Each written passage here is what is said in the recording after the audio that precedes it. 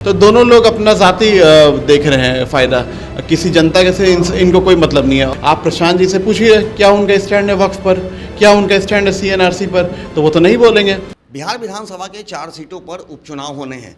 ऐसे में लगातार बेलागंज की जो सीटें हैं वो काफ़ी विवादों में है। एक ओर जहां आरजेडी के द्वारा या कहें कि महागठबंधन के द्वारा सुरेंद्र यादव के बेटे को टिकट दिया गया है, तो वहीं जेडीयू के द्वारा मनोरमा देवी को प्रत्याशी बनाया गया है। इसके साथ ही यहाँ जनसुराज से भी अपने प्रतिनिधि को उतारा गया है। तो एक तीसरी और चौथी ओर देखें तो AIMIM के भी उम्मीदवार को उतारे गए हैं। ऐसे में यहाँ का जो मुकाबला होना है काफ़ी दिलचस्प माना जा रहा है। ऐसे में अभी हमारे साथ AIMIM के जो उम्मीदवार हैं जामिन अली, उनसे हम बात करते हैं। सर, यहाँ का जो चुनाव होना है काफ़ी विवादों से भरा हुआ है। जैसे अगर महागठबंधन की बात कर ले या फिर NDA की बात कर ले, जो दोनों ओर से जो प्रत्याशी हैं विवादों से घिरे हुए हैं। ऐसे में आपका यहाँ पे किस तरह का रोल अदा होगा? देखिए, सबसे पहले मैं ये कहना चाहूँगा कि मेरा नाम मोहम्मद जामिन अली हसन हुआ और हमारी पार्टी AIMIM ने मुझे यहाँ से उम्मीदवार बनाया है। तो एक युवा को उम्मीदवार बनाना ही ये पैगाम देना है कि अब ये युवा ही काम करेगा। जो काम पिछले 35 सालों में नहीं हुआ वो काम हम लोग करने का काम करेंगे। जिस तरह से लोगों को बेवकूफ़ बनाया गया और जिस तरह से झूठे वादे किए गए और कोई भी काम ज़मीनी स्तर पे आप देख सकते हैं, आप इलाका में घूमिएगा पता चलेगा, तो ज़मीनी स्तर पे कोई भी काम नहीं हुआ है। तो उस काम को करने के लिए हमें यहाँ पे भेजा गया है और वो काम हम करेंगे और जनता का अपार समर्थन है और मुझे पूरा उम्मीद है कि मैं इस चुनाव को जीतूँगा। क्या लगता है कि आखिर कुछ काम नहीं हुआ तो लगातार यहाँ से सुरेंद्र यादव लगातार जीतते कैसे आ रहे थे? 1990 से जो नारा दिया गया था MY समीकरण का, उसी नारा के बदौलत जीतते चले आ रहे थे। लेकिन पिछले 35 सालों से लोगों ने MY के नाम पे वोट दिया। अब इस बार लगा था लोगों को कि वो सांसद हो चुके, इस बार मुसलमान की सीट हो जाएगी, लेकिन मुसलमान को टिकट नहीं मिला तो लोग ठगा हुआ महसूस कर रहे हैं। इसलिए MY में वो ठगा हुआ महसूस कर रहा है, वो बिखर चुका है। M एक तरफा इस बार वोट करेगा AIMIM को। अपनी क़यादत की बात कर रहे हैं हम, अपने लीडरशिप की बात कर रहे हैं। लेकिन लगातार माना जाए तो ओवैसी साहब जिस तरह से बयान देते हैं उससे काफ़ी वो विवादों में रहते हैं और कहते हैं कि वो लगातार मुस्लिमों के हित की बात करते हैं। उन्हें आम लोगों से कोई सरोकार नहीं होता है। कितना सही साबित होता है या लोगों का बयान या फिर ओवैसी साहब जिस तरह के बयान देते हैं, कितने सहमत हैं? ये सरासर झूठा इल्ज़ाम है ओवैसी साहब पे। ओवैसी साहब संविधान के दायरे में होकर के जो भी बात करते हैं और संविधान को रख करके सामने बात करते हैं। जब भी गरीब मजलूमों दलितों की बात होती है तब वो बेबाक होकर के बात रखते हैं। वो कहाँ सिर्फ मुसलमान की बात करते हैं। जब दलित को घोड़ी पर से उतार करके मारा जाता है तो राजस्थान में लोग को बांध करके, दलितों को, लड़कों को बांध करके मारा जाता है और दलितों को बहुत तरह की प्रताड़ना होती है। तो इस सब पे तो सब में ओवैसी साहब का अहम रोल रहता है। जिस तरह से वो बात रखते हैं सदन में, तो ये सब है कि लोग बस सोच लिया कि ये मुसलमान की पार्टी है तो उसको आगे नहीं बढ़ना। ये मुसलमान की पार्टी नहीं, ये A to Z की पार्टी है। अगर मल्लाह की पार्टी हो सकती है, मांझी की पार्टी हो सकती है, यादव की पार्टी हो सकती है, तो एक बड़ा समूह के साथ वाली पार्टी है जो जिसका वोट बैंक असल में मुसलमान का है, लेकिन पार्टी सबकी है। हमारे यहाँ राणा रंजीत साहब भी हैं, अखिलेश्वर प्रसाद भी हैं और पंडित जी को भी आप जानते हैं, AIMIM वाले पंडित जी। तो कई लोग हैं। ये A to Z की पार्टी है, किसी मुसलमान की नहीं। बेलागंज से जो NDA के द्वारा जो उम्मीदवार बनाए गए हैं मनोरमा देवी, उन पे कई आरोप हैं। ऐसे में वो लगातार परिवारवाद की बात करते हैं, भ्रष्टाचार मुक्त बिहार बनाने की बात करती हैं। दूसरी ओर अगर देखें तो महागठबंधन की ओर से सुरेंद्र यादव जो कि काफ़ी दबंग छवि के माने जाते हैं, उनके बेटे को उम्मीदवार बनाया जाता है। तो क्या लगता है कि महागठबंधन और NDA क्या साबित करना चाहता है?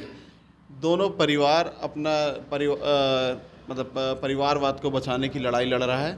जहां एक तरफ सुरेंद्र यादव RJD के उम्मीदवार, उनके बेटा है विश्वनाथ यादव, वो भी अपनी इस साम्राज्य को बचाने के लिए उतरे हैं, और एक तरफ मनोरमा देवी जो उतरी हैं वो भी अपना ED, जिनके ऊपर ED CBI की तलवार लटक रही है, उससे बचने के लिए भी चुनाव प्रचार में उतरी हैं और अपने इस चुनाव में उतरी हैं।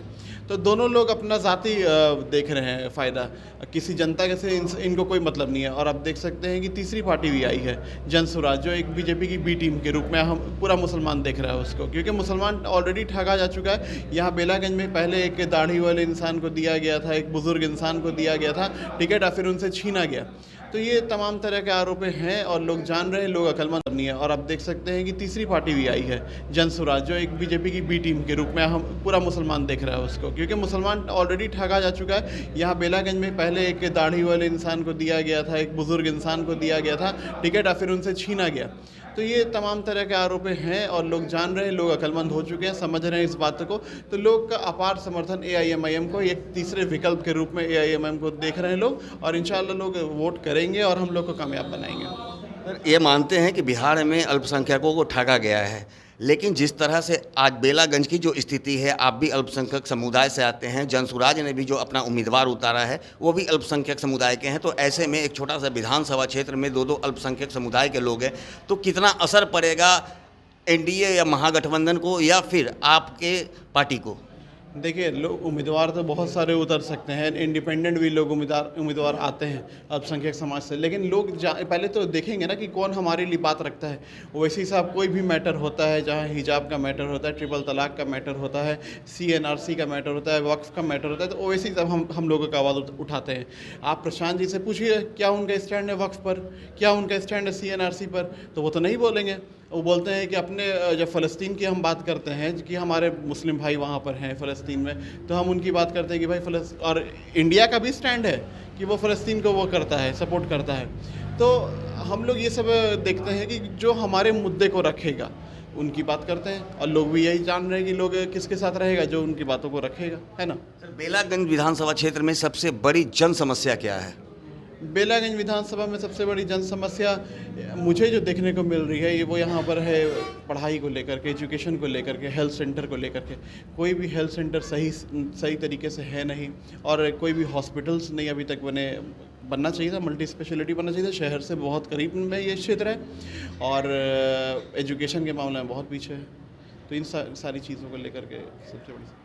तो जैसा कि आपने सुना, जामिन अली ने कहा है कि आज भी बेलागंज विधानसभा काफ़ी पिछड़ा हुआ है, क्योंकि यहाँ ना स्वास्थ्य की व्यवस्था है और ना ही शिक्षा की कोई व्यवस्था सरकार के द्वारा की गई है। और ख़ासकर जिस तरह से इन्होंने NDA व महागठबंधन के उम्मीदवारों पर हमला किया है, कहा है कि दोनों ओर से दबंग छवि के लोगों को उम्मीदवार बनाया गया है। ऐसे में निश्चित रूप से AIMIM को निश्चित रूप से जनता का समर्थन मिल रहा है और ये भारी बहुमत से अपनी जीत भी दर्ज करने का दावा कर रहे हैं। अब देखना दिलचस्प होगा कि जिस तरह से जनसुराज भी अल्पसंख्यक समुदाय के उम्मीदवारों को उतारा है, तो ऐसे में दो अल्पसंख्यक समुदाय के व्यक्ति अगर उम्मीदवार बनते हैं तो इसका कितना असर जनसुराज या फिर AIM पर पड़ता है, और NDA व महागठबंधन को कितनी हानि होती है। सहयोगी रीति के साथ ज्ञानेंद्र वर्मा, दर्शन न्यूज, पटना।